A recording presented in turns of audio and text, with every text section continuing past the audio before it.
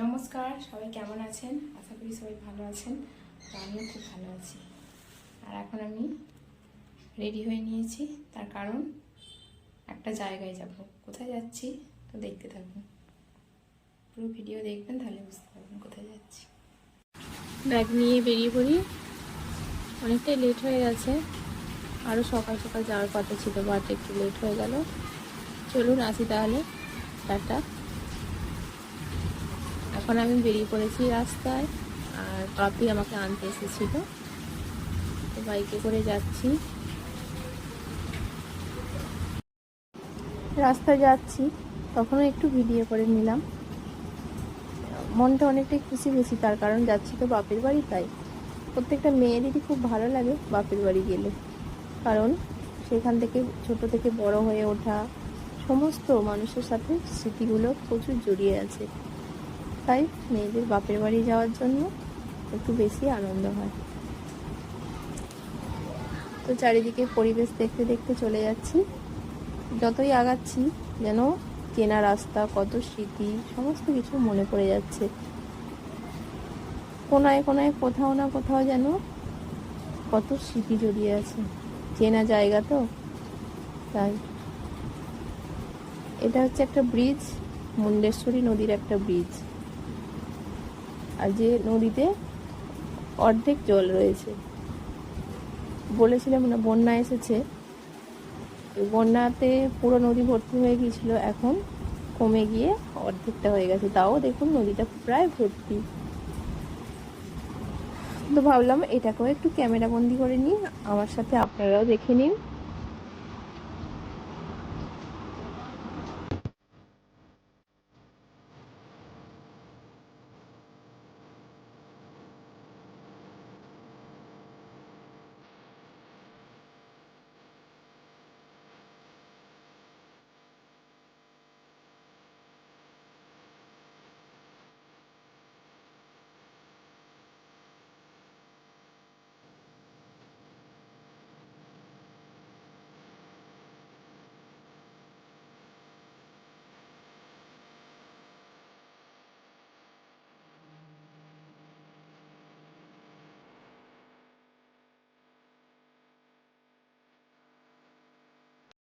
চলে এলাম একেবারে আমাদের বাড়ির সামনাসামনি।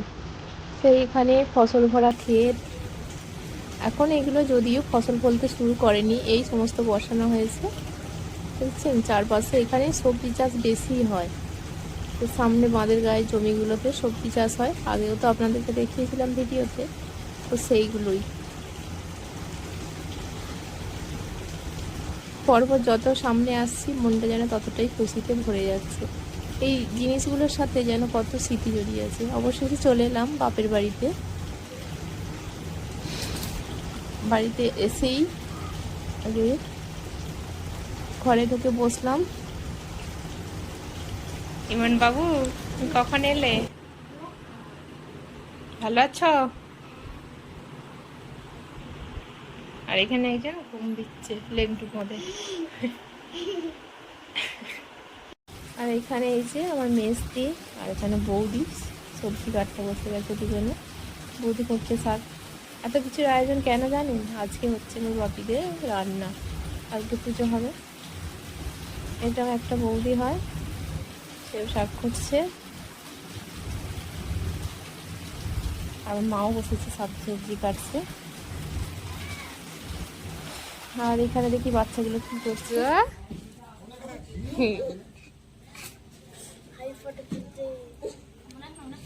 কি খেলা হচ্ছে, কি রান্না হচ্ছে?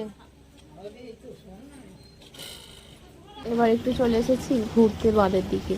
কিছুদিন আগে নদীতে বন্যা এসেছিল, এখনো যদিও পুরোপুরি জলটা কমেনি, তাই একটু দেখতে এলাম। বন্যা এলে জানেন তো এখানে ভারী মজা হয়, চারিদিকে পরিবেশ দেখতেও খুব সুন্দর লাগে। আর এখানে তো মাছ ধরার নেশাটা একটু বেশি সবার। মাছ পড়ুক না পারুক, জাল ফাটিয়ে রেখে দিয়েছে। দেখুন এবছর নাকি বলছে বন্যাতে কিছুই মাছ টাছ হয়নি, তাই আর কেউ জাল টানছে না, সব খাটিয়ে রেখে দিয়েছে। টেনে টেনে সব আলা হয়ে গেছে, মাছ পড়ছে না। আর এখানে এই যে চারপাশে, এখানে গ্রাম মানেই চারিদিকে যেখানে সেখানে দেখবেন শাক পাতা সবজি ভরা। আর এই যে মা এখানে গরুগুলোকে গোয়ালের ভেতরে তুলছে, তো এটাকেও একটু ক্যামেরা বন্দি করে নিলাম। আর এটা হচ্ছে সেই গরুটা, যার ভিডিও এর আগেও আপনারা দেখেছেন। গোয়ালের ধোঁয়া দেওয়া রয়েছে মশার জন্য, অতিরিক্ত মশা মাছি তো এখন, তাই। চলুন এবার দেখি সবজিগুলো কাটা হয়ে গেছে, কত রকম সবজি এবারে কাটা হয়েছে একটু আপনাদেরকেও দেখিয়ে দিই। এখানে রয়েছে সজনা শাক, আর এখানে পটলগুলো একটু গোটা গোটা রেখেছে, একটু ডিজাইন করে কাটা, এটা কেটেছে আমার মেজদি। আর এখানে আছে চালতা, যেটা চালতা দিয়ে ডাল হয়। তারপরে এখানে আছে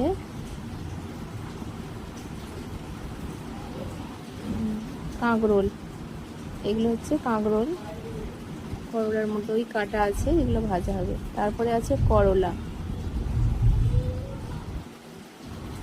কত রকম হলো আমি আর গুনছি না, আপনারা একটু গুনে নেবেন। আর এগুলো হচ্ছে বেগুন,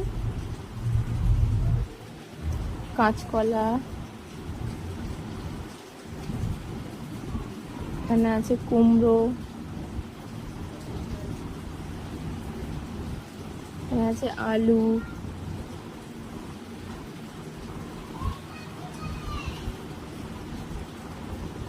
এছাড়াও আরও অনেক রকম সবজি ভাজা যায়, যে যেটা ইচ্ছে। সব কিছুই কিন্তু এটা ইচ্ছে রান্না বলে না, যে যেমন পারবে সবজি এনে ভাজে। আর এখানে এই যে আছে চিচিঙে, এত কিছু জিনিস ভাজা হচ্ছে, জানি না কত রকম হলো, আপনারা একটু গুনে নেবেন। তো ভাজা হলেও অবশ্যই দেখাবো আপনাদেরকে। আর এখানে এই যে 2 ফালি করে পটল রাখা হয়েছে, এরকম করে পটলটা ভাজা হয়। আর আগে যেগুলো দেখালাম ওইগুলো একটু ডিজাইন করে কেটেছে। আর শেষে এখানে আছে নারকেল বেশিরভাগটা আমাদের কুড়েই ভাজা হয়, তা না হলে টুকরো করে কেটেও ভাজা হয়। এবারে হয়ে গেছে রান্না করা আরম্ভ। এখানে ওই যে উনানে হচ্ছে ভাত, মা এখানে ভাতটা রান্না করছে। পুজোর ভাত উনানেই হচ্ছে, এর আগেও 1 হাঁড়ি হয়ে গেছে, কারণ কিছু কিছু লোকজন বলা হয় তো, তাই। এখানে উনুনে ভাত হচ্ছে, আর এইখানে গ্যাসের উনুনে রান্না, অর্থাৎ ভাজাভুজিগুলো হচ্ছে। মা আর মেজদি মিলেই দুজনে করছে রান্নাটা। এবছর আমি সেরকম কিছু করতে পারছি না, বা করছিও না, অনেকটাই রেস্টে রয়েছি, তো আমি করছি না, বাকি সবাই মিলে।